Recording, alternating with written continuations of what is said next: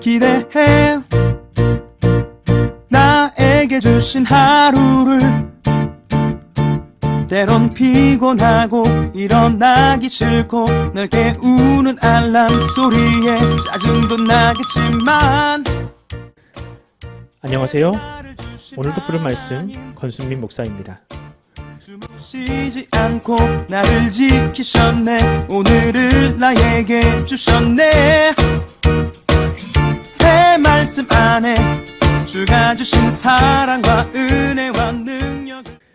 오늘 우리가 은혜 받을 하나님 말씀은 시편 41편 1절에서 3절까지 말씀입니다. 다윗의 인도자를 따라 부르는 노래. 가난한 자를 보살피는 자에게 복이 있으며 재앙의 날에 여호와께서 그를 건지시리로다. 여호와께서 그를 지키사 살피게 하시리니 그가 이 세상에서 복을 받을 것이라. 주여 그를 그 원수들의 뜻에 맡기지 마소서. 여호와께서 그를 병상에서 붙드시고 그가 누워 있을 때마다 그의 병을 고쳐 주시나이다. 아멘. 오늘 설교 제목은 이웃을 향하여 편손 하나님이 잡아주신다입니다. 중국에는 새해가 되면 문 앞에 복자라는 글씨를 붙여놓는 문화가 있다고 합니다. 그것도 단순하게 붙이지 않는다고 하죠. 그 복자를 거꾸로 뒤집어 놓는다고 합니다. 왜냐? 복은 하늘로부터 오는 것인데 복이 하늘에서 쏟아지듯이 내려오길 바라는 마음으로 그 복자를 뒤집어 놓는다는 거죠. 참으로 단순한 생각이지만 사람이 얼마나 복을 좋아하는지를 단적으로 보여주는 사례라 할 수 있습니다. 여러분은 2020년에 어떤 복을 받으셨습니까? 또 2021년에는 어떤 복을 받기를 기도하고 계십니까?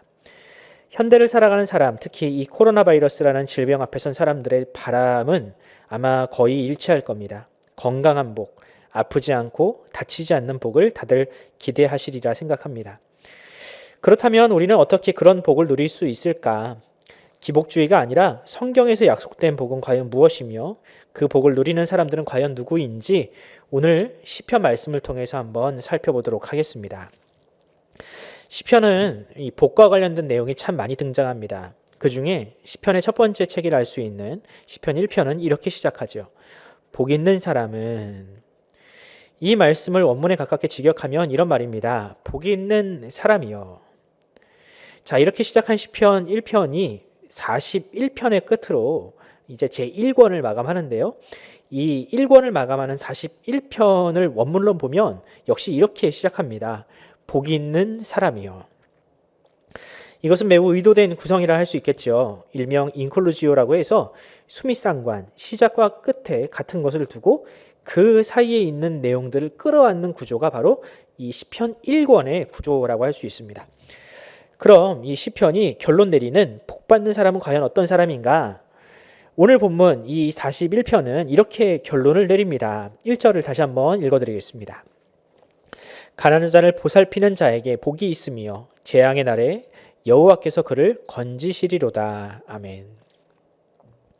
시편 1편이 하나님의 말씀을 묵상하는 것 혹은 악인들의 삶을 따르지 않는 것과 같은 그런 개인적인 경건을 강조한다면 시편 41편은 보다 구체적인 삶의 이야기를 합니다.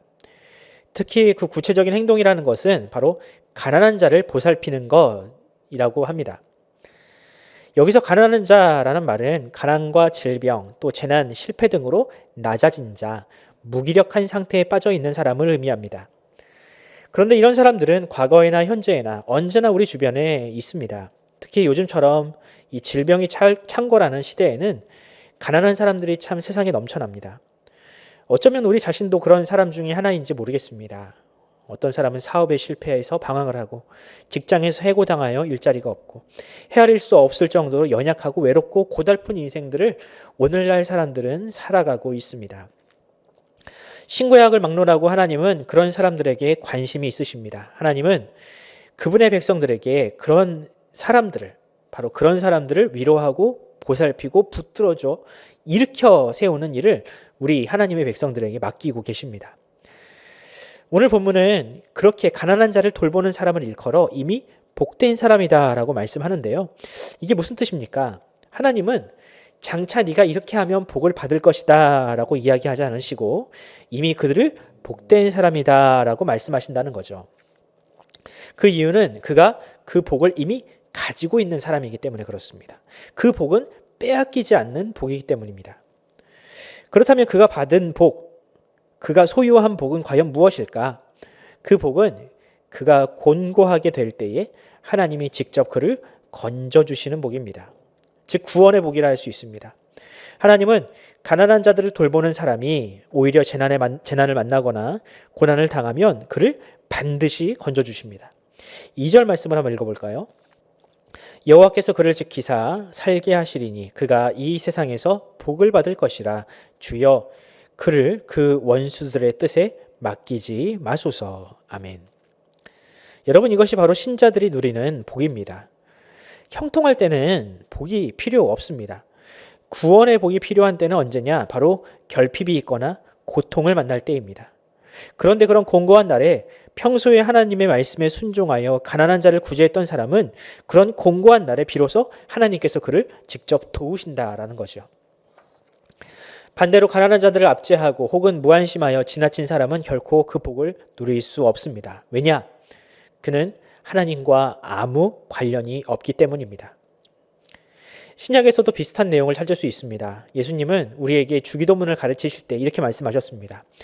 우리가 우리에게 죄 지은 자를 사하여 준 것 같이 우리의 죄를 사하여 주옵시고. 사랑하는 성도 여러분, 이 말씀들은 우리에게 구제를 명령하고 용서를 하라는 말씀 같지만 여기에는 보다 본질적인 의미가 있습니다. 본문은 우리에게 이런 질문을 던지지요. 당신은 과연 하나님과 어떤 관련이 있는, 연관이 있는 사람인가? 당신은 과연 공고한 날이 찾아올 때에 하나님의 도움을 받을 만한 자녀인가? 하나님은 당신을 용서하시고 또 당신은 용서받은 사람으로서 그 삶으로 그것을 증명하고 있는가? 여러분 어떻습니까? 여러분은 과연 하나님의 자녀입니까? 이 질문은 우리의 입이 아니라 우리의 삶을 통해서 증명해야 하는 것입니다. 우리가 곤고한 자를 건지고 용서를 실천하고 그렇게 해야 구원을 받는 것이 아닙니다. 우리는 그런 삶을 통해서 우리가 하나님의 자녀임을 증명하는 것입니다. 하나님은 반드시 하나님의 자녀를 도우십니다. 그가 곤고할 때 건지시고 그를 반드시 구원하십니다. 그런데 그 사람은 평소에 어떻게 살아갑니까? 그는 하나님의 자녀로서 가난한 자를 구제하고 또 용서를 실천하는 그 삶을 평소에도 살아가게 됩니다. 그러므로 사랑하는 성도 여러분, 지금처럼 어려운 때에 우리가 할 수 있는 최선의 구제를 우리가 감당해야 하지 않겠습니까? 현재 지금 카페제이를 통해서 또 교회를 통해서 이웃사랑을 실천하려고 준비하고 있습니다. 우리가 이럴 때에 우리가 하나님의 자녀 된 것을 우리의 삶 가운데서 증명해냅시다. 여러분 개인이 하시든 교회를 통해 하시든 상관없습니다. 우리 주변의 이웃들에게 우리의 손을 펼칠 때입니다. 동시에 하나님께 우리의 손을 들어야 합니다. 그리고 우리의 안타까운 마음을 털어놓읍시다. 그리고 하나님께 도움을 간구합시다. 하나님은 반드시 이웃을 향하여 편 우리의 손, 기도하는 우리의 손을 반드시 잡아 주실 것입니다. 그 하나님을 신뢰하며 오늘 하루도 세상과 하늘을 향하여 손을 활짝 펴는 우리 성도들이 되기를 간절히 소원합니다. 기도하겠습니다. 하나님 은혜를 감사합니다. 주님, 오늘도 하나님의 말씀을 통하여 우리를 가르치십니다. 주님, 하나님은 가난한 자를 돕고 또한 용서를 실천하는 사람을 반드시 구원하시는 분임을 우리가 믿습니다. 우리가 평소의 삶 가운데에서 우리가 하나님의 자녀임을 단지 입으로만 고백하는 것이 아니라 삶으로 증명해내고 우리의 삶으로 그것을 고백하는 복된 성도의 삶을 살아가게 하여 주시옵소서. 감사드리며 예수 그리스도의 이름으로 기도드립니다. 아멘. 사랑하는 성도 여러분, 우리가 함께 기도합시다. 하나님은 그 자녀를 반드시 건지십니다. 우리가 이 시간 하나님, 내가 하나님의 자녀입니다. 주님, 우리를 건져 주시옵소서. 우리를 구하여 주옵소서라고 기도하며 또한 오늘 하루를 그렇게 살아가시길 바라고요. 또 우리 자녀들이 하나님의 자녀답게 또 하나님의 백성답게 살아가게 해달라고, 그가 어려울 때에, 그가 힘들 때에, 그가 부르짖을 때에 하나님 그들의 음성을 들어주세요라고 우리가 함께 기도하며 오늘 하루를 시작하도록 하겠습니다. 함께 기도합시다.